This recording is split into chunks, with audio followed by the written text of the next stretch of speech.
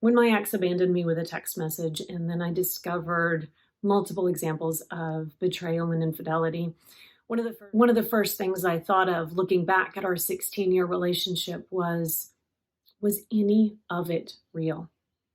Was the entire thing a lie?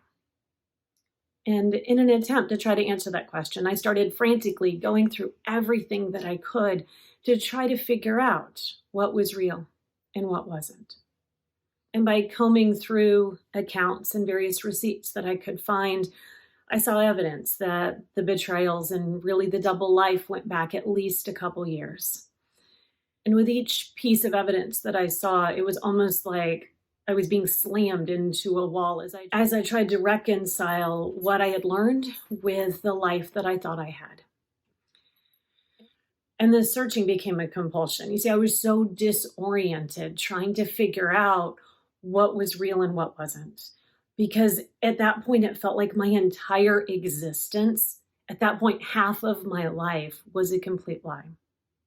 And so I combed through 2 years worth of financial documents to try to figure out when exactly his double life started.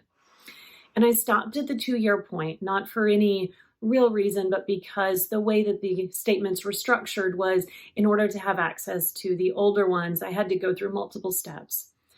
And at that point, I decided that I knew what was going on for 2 years. Did it really matter what was happening before that? But even though I let go of that factual evidence, I couldn't let go of the thoughts. I was replaying the moments when we first fell in love. I was thinking back to our wedding and our honeymoon, the purchase of our home and all of the work we put into it, and all of those moments that we shared. And I just kept thinking, was all of that a lie? Was he faking it? Was he pretending that entire time? Was he always this person? Was he always manipulative and deceptive from the very beginning? Or was he once pure and sweet, the man I had fallen in love with, who then had changed into this at some point along the way? And the truth is, I will never really know.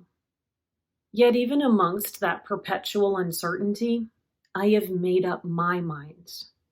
It was real enough to me, and that is all that matters. I will never know what was happening behind the scenes.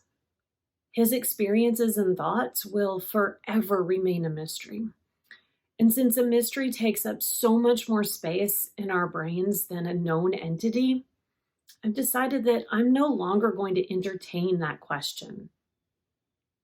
Since the marriage is gone, its veracity really has no true meaning other than inside my mind.